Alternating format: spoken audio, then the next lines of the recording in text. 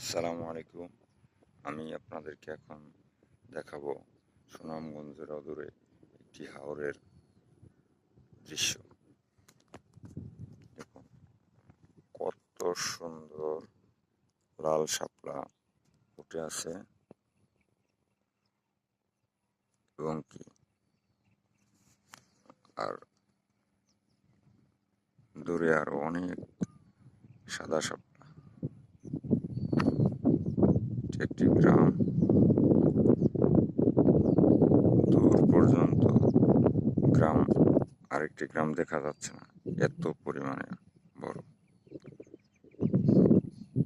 একটি হাওরের মাঝখান দিয়ে আবার একটি পাকা রাস্তা চলে গেছে।